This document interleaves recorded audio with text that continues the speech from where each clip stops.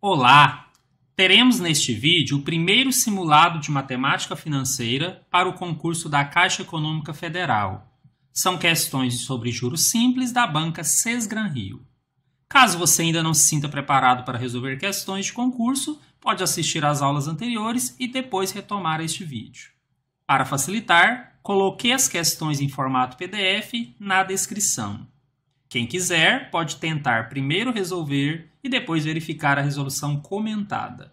Quem quiser apenas se familiarizar com a banca, pode simplesmente assistir à resolução. Aqui serão feitas 6 questões da banca Sesgran-Rio. Caso você queira resolver outras, eu sugiro entrar no meu site, vou deixar o link na descrição do vídeo, porque lá vocês encontram várias outras questões separadas por assunto e também por nível de dificuldade.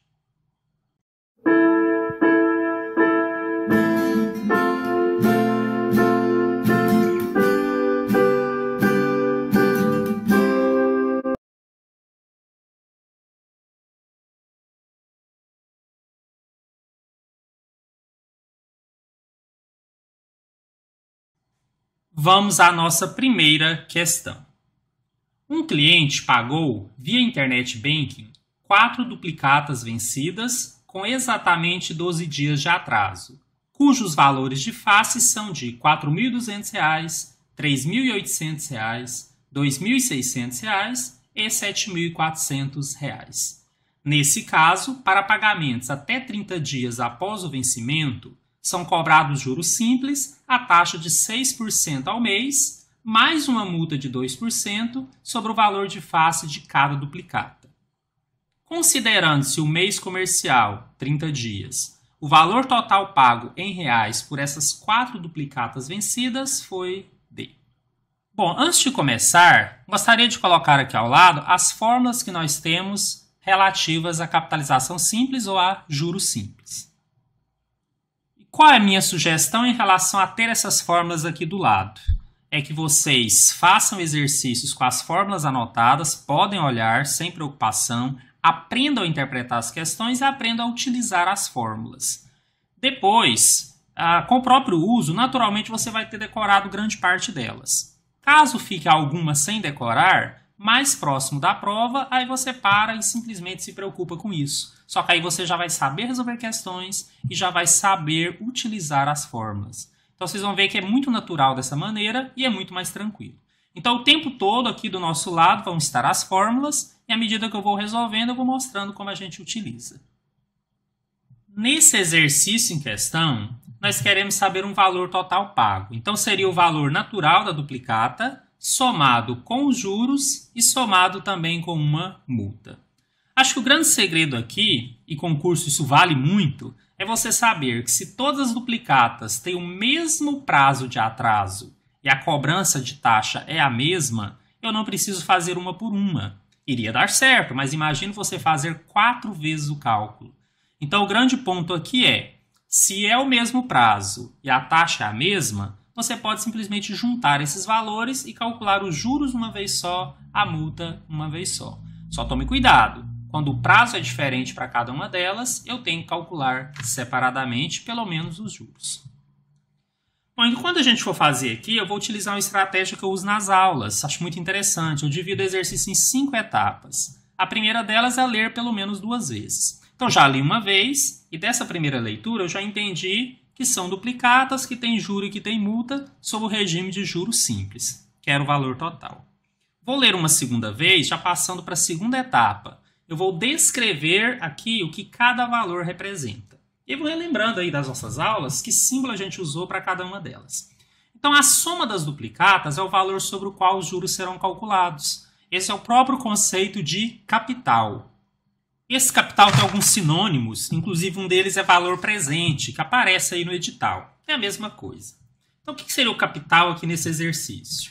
Seria a soma das 4 duplicatas, ou seja, 4.200 mais 3.800 mais 2.600 mais 7.400. Então, vamos ter um capital total de R$ 18.000.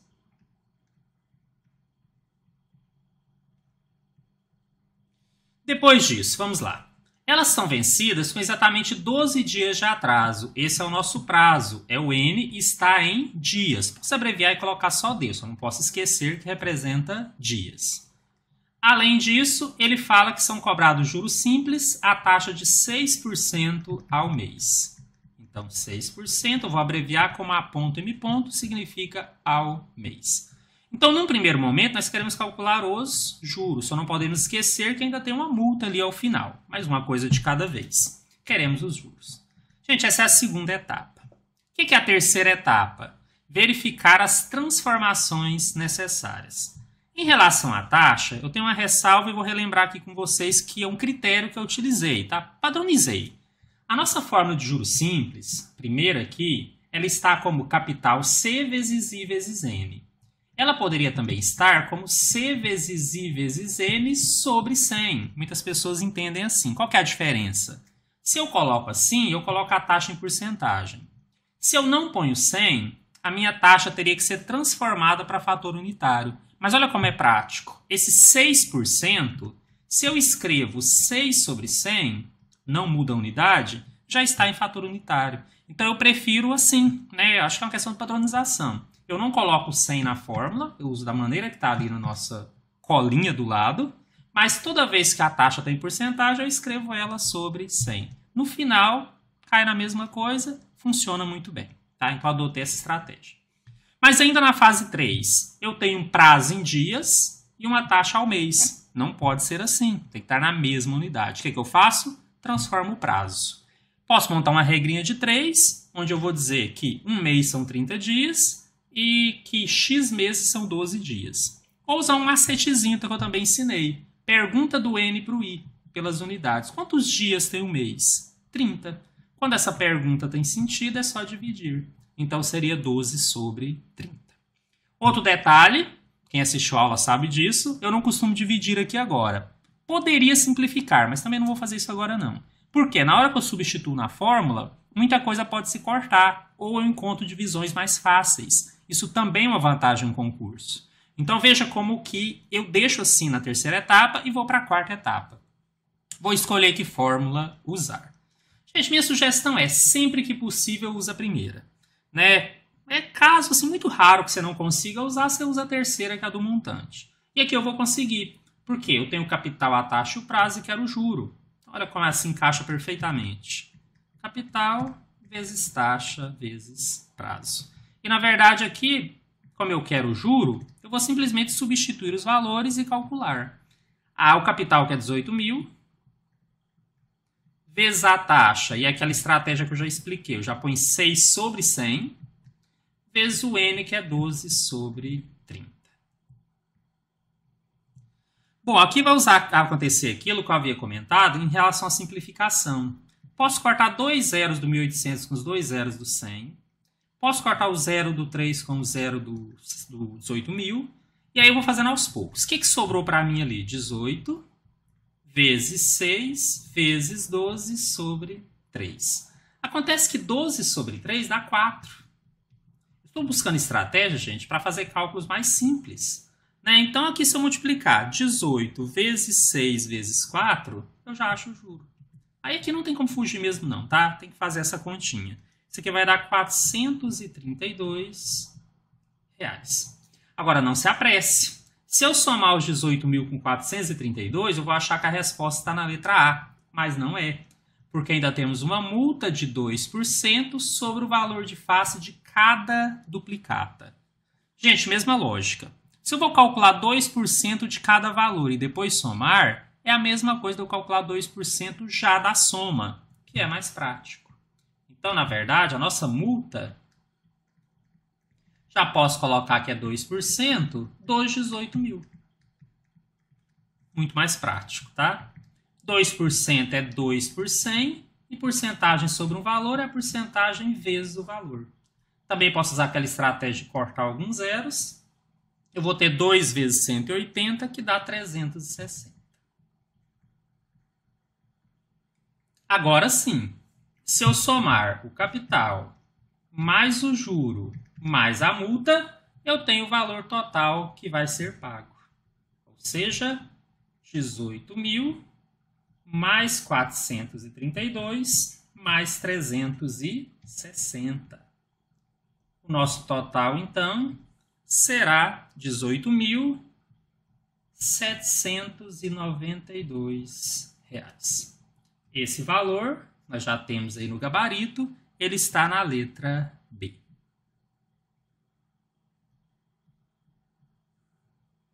Na semana de renda fixa promovida por um determinado banco, o cliente X fez um investimento de R$ 150 mil reais em um banco que paga 8% ao ano, com prazo de vencimento de 1 ano. Nesse mesmo dia, o cliente Y aplicou R$ 150 mil reais na poupança, cuja taxa esperada é de 5% ao ano. 1 ano depois, os dois sacaram o montante de cada operação. Considere que o cliente X pagou 20% de imposto de renda sobre os juros obtidos com a aplicação, enquanto o cliente Y não pagou imposto algum, e que nenhum dos dois sacou qualquer valor antes desse resgate. A partir dessas informações, verifica-se que a diferença entre o ganho de capital do cliente X e o ganho de capital do cliente Y, comparando-se apenas as operações apresentadas, em reais foi D. Bom, nesse exercício, vamos ter que fazer separado, cliente X e cliente Y. Vou usar aquela estratégia, ler pelo menos 2 vezes, identificar as grandezas, o que cada valor representa, verificar transformações, usar a fórmula, escolher a fórmula, substituir e resolver. Só que eu vou ter que fazer para o X e para o Y. Então, vamos lá. O que eu sei do cliente X? Que ele aplicou um capital de R$ 150 mil reais. Já estou lendo pela segunda vez aqui, já estou colocando, tá? Em um banco que paga 8% ao ano. É minha taxa I. A ponto significa ao ano. E ele vai ter um vencimento de 1 ano. Quero saber quanto ele vai pegar de rendimento, que seria o juro, né? Que ele chamou de ganho, mesma coisa. Lembrando que depois ainda tem que descontar o imposto de renda, né, sobre esse juro. Mas vamos por partes, vamos calcular o juro primeiro. Essa foi a segunda etapa. Na terceira etapa, tem as transformações. No caso do 8%, pelo jeito que eu escolhi fazer a fórmula, agora eu escrevo 8 por 100, continua ao ano. E aqui a boa notícia é que o prazo N já está em ano, então não vou precisar mexer, já está na unidade correta. O próximo passo é escolher a fórmula. Já dei a dica que escolher a primeira sempre é melhor, só quando realmente não for possível. E quando é que eu não consigo usar a primeira? Basicamente quando eu não tenho nem juro e nem capital. Só o montante, a taxa e o prazo. Em outras situações você consegue usar, então sempre será melhor. Bom, então nesse caso aqui eu vou usar a primeira. Juro é capital vezes taxa vezes prazo. Então esse juro aqui do cliente X será 150 mil vezes 8 por 100 vezes 1. Para simplificar, vou cortar 2 zeros aqui em cima e embaixo, vai ficar 1.500 vezes 8. Aí a gente faz a continha. Nós vamos ter um juro aqui igual a 12 mil reais. Acontece que para o cliente X ainda tem um desconto. Ele vai tirar, vai perder 20% de imposto de renda. Então o IR, imposto de renda, vai ser 20%, ou 20 por 100, sobre esse valor 12 mil, vezes 12 mil. Então de imposto de renda será R$ 2.400. Qual vai ser o ganho efetivo do X? O ganho dele será 12 mil menos 2.400. Ou assim, ganho X, né, para a gente não misturar. Então, assim, agora nós temos o resultado final. Ele vai, até o final do ano, ter recuperado o valor investido, 150 mil, e ainda ganhado 9.600 reais. Bom, agora o exercício pede que eu faça com o Y. Tá? Lembrando que o Y está numa taxa diferente, mas que ele não paga imposto de renda. Então, na hora de fazer o cliente Y, fazer aqui embaixo, eu tenho o valor que ela aplicou, que é o mesmo. Ele também aplicou 150 mil reais.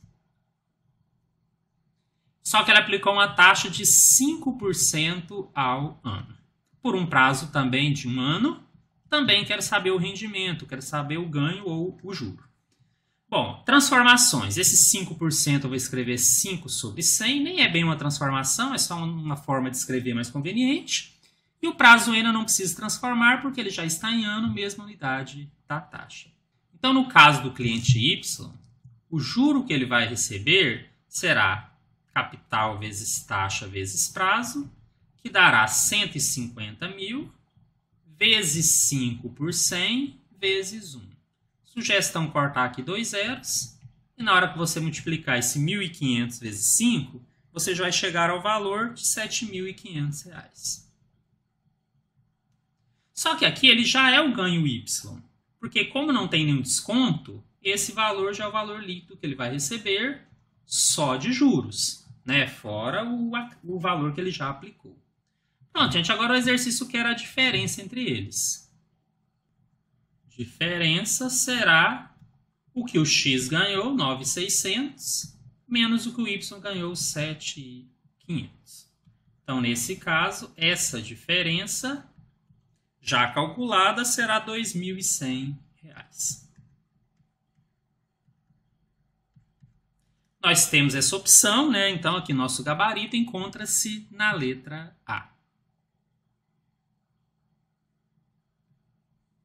No boleto bancário da sua prestação, uma pessoa leu que é cobrada uma multa de 1,2% por dia de atraso sobre o valor da prestação, condicionada a atrasos não maiores que 30 dias. Em certo mês, essa pessoa pagou uma prestação com atraso, tendo de desembolsar R$ 233,20 em vez dos R$ 220 normalmente pagos nos meses em que não houve atraso no pagamento. Por quantos dias ela atrasou a prestação nesse mês? O que temos aqui, então, nessa primeira leitura, que eu sempre oriento fazer, tá? Essa primeira leitura você não está preocupado com detalhes, que é só entender a lógica do exercício. Você percebe que trata-se de juros sobre um valor que foi pago atrasado, sobre o sistema de juro simples. Aqui isso veio chamado como multa, mas na verdade sabemos que é um valor por dia. Então, não é um valor fixo, é considerado como um juro mesmo. Bom, na segunda leitura, eu já vou pegar os detalhes, né? Então, agora eu vou chamar com aqueles termos que a gente aprendeu. Então, ele fala que é cobrado uma multa de 1,2% por dia. Isso aqui, na verdade, representa uma taxa para a gente, ao dia. Sobre o valor da prestação. Então, meu capital é o valor normal da prestação. Já vou deixar isso aqui anotado, porque é uma informação importante que eu vou colocar daqui a pouco. Só que ele fala que essa pessoa pagou com atraso e desembolsou R$ 233,20 em vez de 220, que é o valor normal. Gente, o juro é cobrado sobre o valor normal. Então, acabamos de encontrar nosso capital. O normal é ele pagar 220. Se ele não paga, joga-se uma taxa sobre esse valor. E aí, no final, ele pagou um montante de R$ 233,20, que já é o valor acrescido dos juros. Também aqui, ele está querendo quantos dias? Então, ele quer o prazo N. Gente, eu vou relembrar com vocês algo que eu fiz aí na aula, que é quando você vai ter que determinar qual é a fórmula. Só que antes disso, lembra que tem a terceira etapa das transformações.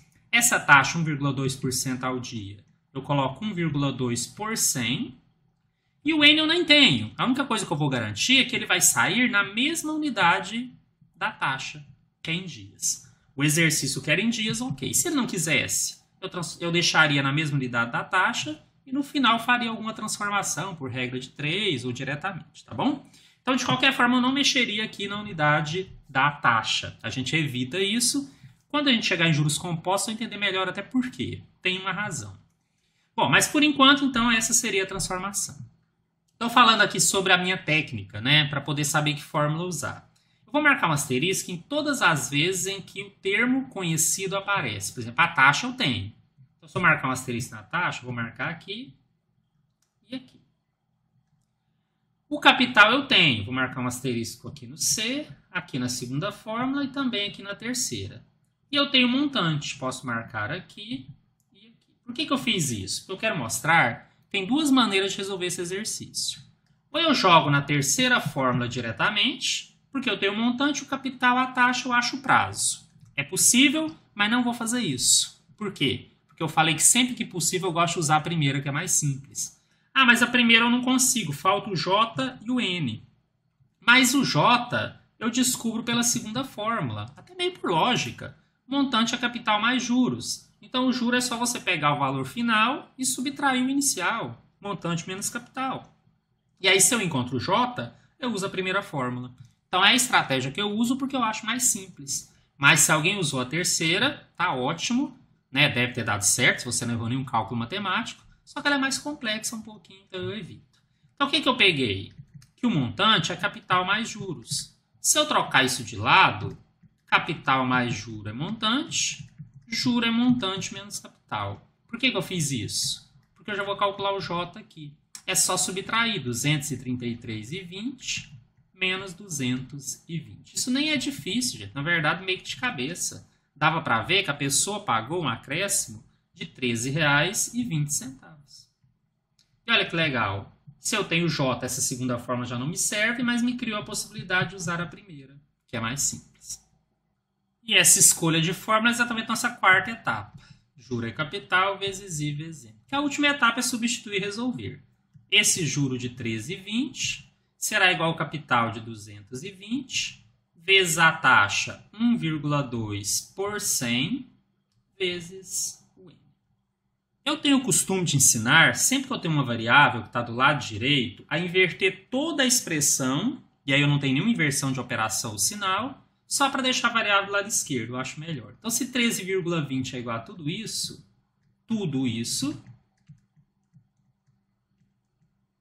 será igual a 13,20. Esse 100 que está dividindo, eu vou passar multiplicando, que eu acho que fica mais fácil. E já vou multiplicar 220 vezes 1,2. Então, vou ficar que 220 vezes 1,2 dá 264, permanece o N. E esse 100 que passou multiplicando, 13,20, fez com que o resultado desse 1.320.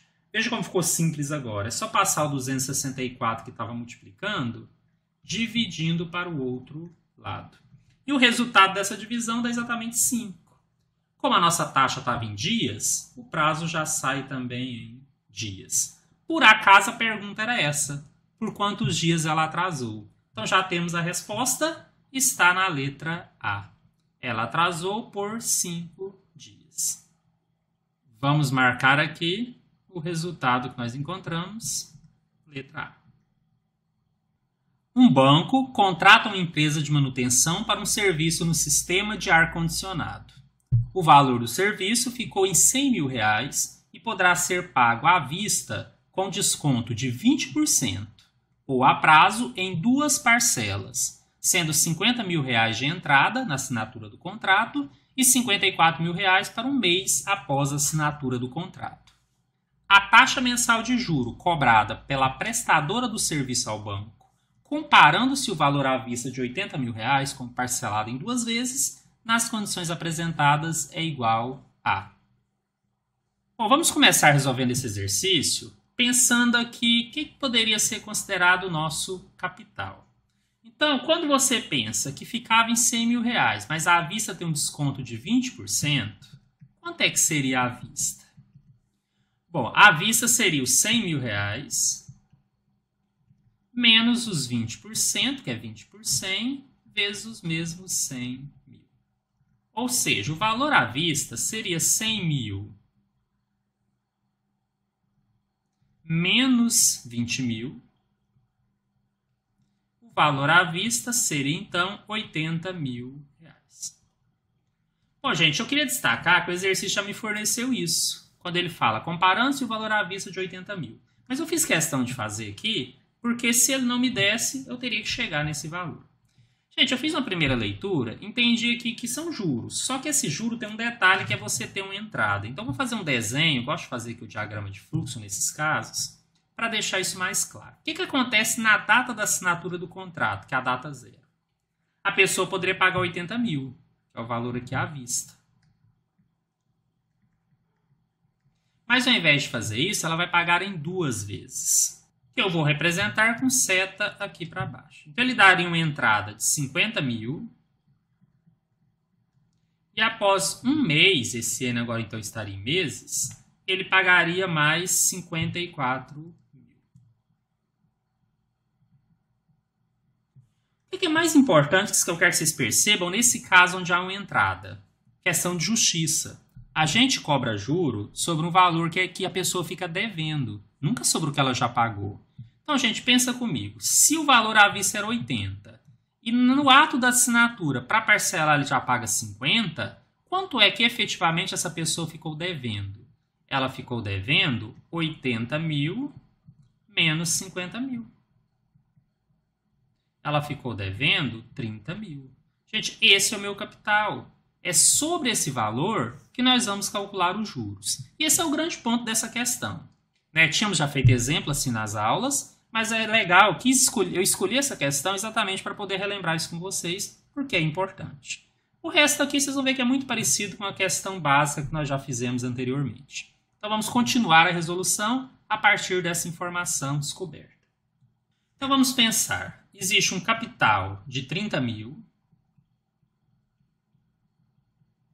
mas esse valor que ela ficou devendo, quando ela for pagar, ela vai pagar um total de 54, então isso é um montante ao final do período, está acrescido de juros.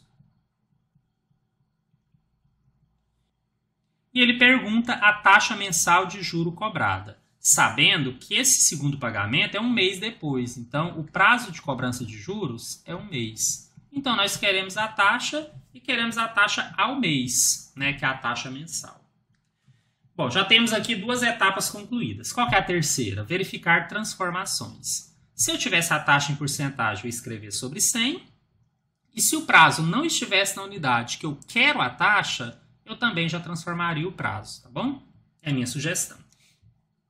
Então, esse é um caso onde não tem transformação, mas não tira a obrigação de verificar. É a nossa terceira etapa. Na quarta etapa, eu tenho que escolher uma fórmula. Gente, eu nem vou fazer os asteriscos de novo, como eu fiz em outro exercício. Olha só. Se eu subtraio montante menos capital, eu tenho juro. É uma variação dessa segunda fórmula.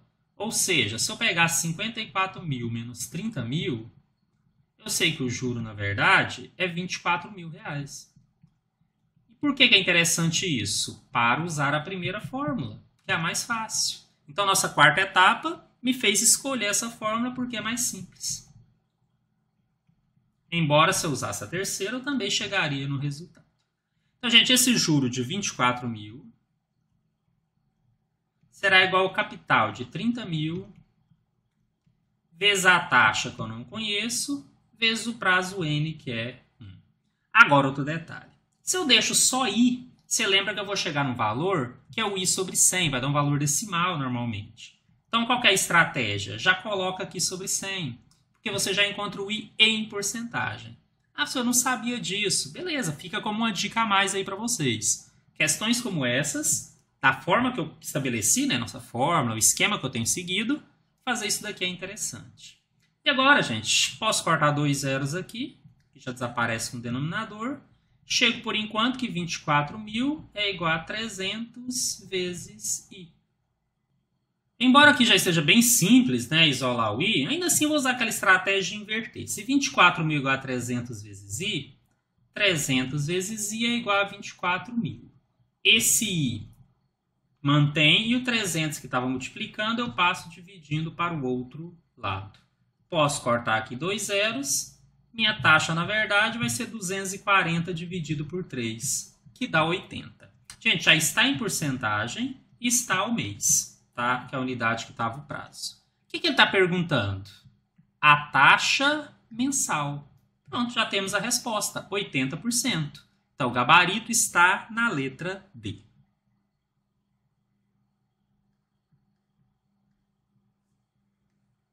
Quero deixar claro que quando eu resolvo uma questão, essa não é a única maneira, né? Se você conseguiu fazer por outro método, entendeu e acertou, tá ótimo. Agora, se eu pude ajudar um pouquinho aí, caso você tenha tido alguma dúvida, eu tenho sempre essa ideia de padronizar, né? Se eu começar cada exercício a fazer por métodos diferentes, eu acho que eu mais confundo do que ajudo.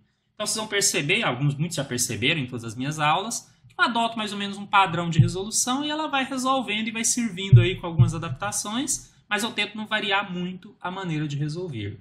Creio que isso ajude bastante e causa menos confusão. O capital de um cliente do segmento ultra especial ficou aplicado durante 50 dias a uma taxa de juros simples de 1,5% ao mês. Ao final desse prazo, o cliente resgatou tudo e pagou R$ 4.500, referentes a 22,5% de imposto de renda sobre os juros proporcionados pelo investimento. Considerando-se o mês com 30 dias, o valor aplicado nessa operação em reais foi. Esse exercício tem um detalhe que quem não conseguiu enxergar talvez tenha tido um pouco de dificuldade, parece que faltou informação. E essa informação está aqui, ó. O cliente resgatou tudo e pagou R$ 4.500 de imposto de renda. Então, esse 4.500 é que vai me ajudar. Por quê? Porque eu sei que esse 4.500 refere-se a 22,5% de imposto de renda sobre os juros. Isso quer dizer que 22,5% ou por 100 vezes os juros, que é sobre ele, tem que dar 4.500. Então, virou uma equação onde a única variável é o J. Por aqui eu vou encontrar o juro que vai me ajudar depois a resolver o restante da questão. Há várias maneiras de desmembrar isso daqui.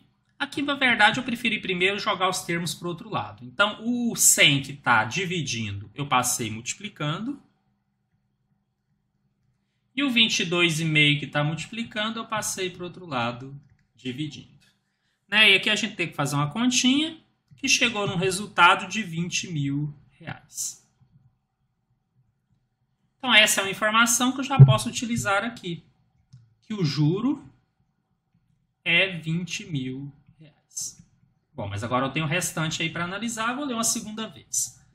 O capital do cliente ficou aplicado durante 50 dias. Esse é meu prazo. 50 dias. A taxa de juros simples de 1,5% ao mês, é o nosso I. 1,5% ao mês. E no final resgatou, ele quer saber qual o valor aplicado. Ele quer o capital. Nossa terceira etapa é verificar transformações. Pela maneira que eu escolhi colocar a fórmula, esse 1,5% vai virar para mim 1,5 por 100. Que eu deixo assim por enquanto, na esperança de poder simplificar depois. Não muda a unidade, continua ao mês. Mas o nosso prazo N está em dias. Taxa ao mês, tenho que transformar o prazo. Pergunto do prazo para a taxa, quantos dias tem o mês? 30, mês comercial.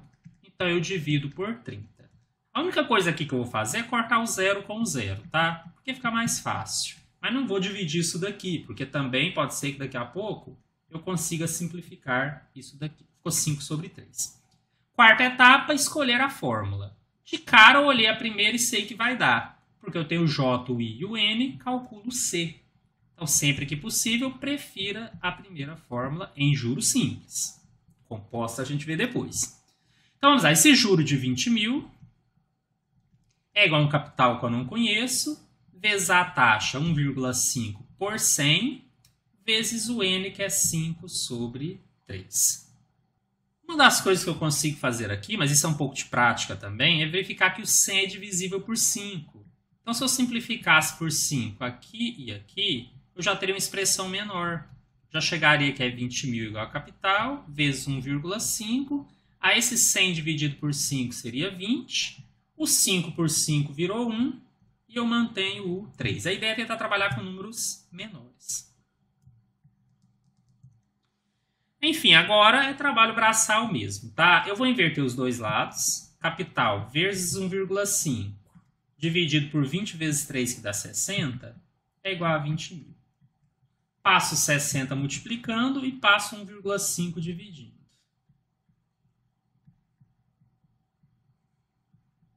Fazendo essa continha, eu vou chegar no valor de 800.000. Que é o nosso capital, pergunta do exercício, e é o nosso gabarito, então, que está na letra D. Um banco oferece um financiamento utilizando uma taxa de juros simples de 6% a ponto, que é ao ano. Qual a taxa trimestral equivalente à taxa oferecida pelo banco? Quando eu li a primeira vez, já tive uma noção que refere-se à transformação de taxa, que é o conceito de taxa equivalente, no regime de juros simples. Gente, quando a gente resolve exercícios normais, eu sempre falo que se a taxa e o prazo estão em unidades diferentes, transforme o prazo. Porque a taxa tem regras próprias, fórmulas próprias. Só que em juros simples, a taxa equivalente ela é proporcional. Ou seja, em juros simples, 1% ao mês equivale a 2% em 2 meses, a 3% em 3 meses e assim por diante. Só que em juros compostos isso não acontece. Então eu preparo vocês para o que virá depois. Por que eu estou dizendo isso? Porque se a gente pensar só nesse exercício puro e simples, que é juros simples, se eu me lembrar que o ano tem 4 trimestres, é só dividir 6 por 4, eu chego na resposta. Mas eu aproveito isso daqui para acostumar vocês com uma fórmula e que usa alguns termos que depois eu vou utilizar quando eu for ensinar juros compostos, que não é tão direto assim. Então entenda assim, o resultado era fácil de achar, 6 dividido por 4 basicamente. Mas eu quero mostrar como que eu usaria a fórmula para chegar nisso daqui. Como eu disse, uma preparação também para quando chegar no regime de juros compostos. Lá a fórmula vai ser diferente, mas a estratégia de resolução vai ser a mesma. E qual é ela? Eu chamei de IQ aquela taxa que nós queremos, ou seja, que eu não conheço. Ele pergunta qual é a trimestral, então não conheço o trimestre. E chamo de T, que é a taxa que temos, aquela que ele forneceu, que aqui é 6% ao ano. O Q sempre vale 1 e o T sempre vale 1. O importante deles são as unidades. Se o IQ que eu quero é ao trimestre, então o Q é um trimestre. Se o que eu tenho, IT, é ao ano, então o T é um ano. Tá? Esse seria o nosso segundo passo. Em relação à transformação, eu até posso dividir o 6 por 100, colocar 0,06 e assim por diante. Só que aqui, se eu faço isso, depois eu vou encontrar uma taxa que eu vou ter que multiplicar por 100. Talvez esse seja o único caso das fórmulas que eu uso em que a divisão não é obrigatória. No exemplo da aula anterior, eu até dividi, mas hoje eu não vou fazer isso, tá? Eu vou tentar simplificar pelo menos aqui. Eu vou deixar em porcentagem, mas chama atenção. Somente no caso de taxa equivalente em juros simples, eu vou deixar só o 6, tá? Só em porcentagem. Mas o Q e o T eu tenho que colocar na mesma unidade, normalmente na menor delas. Um trimestre já é menor que o ano, então eu não mexo. E eu sei que um ano tem 4 trimestres. Ah, mas se você não lembrar disso, tem outra solução. Você pode colocar que um trimestre são 3 meses e que um ano são 12 meses. Vai dar certo do mesmo jeito. O importante aqui é que a unidade seja a mesma.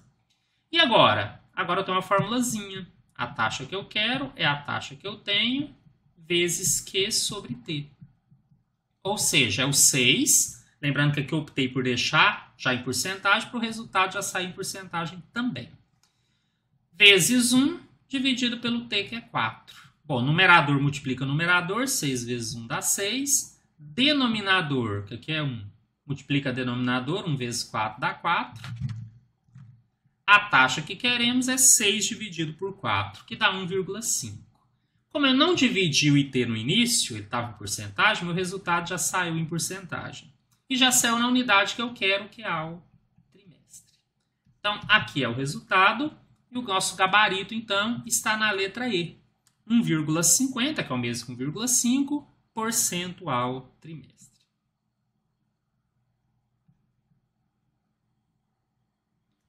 Bom, pode ser que alguns de vocês acharam essa lista um pouco mais difícil, talvez até um nível um pouquinho acima de algumas questões que eu tinha feito nos exemplos.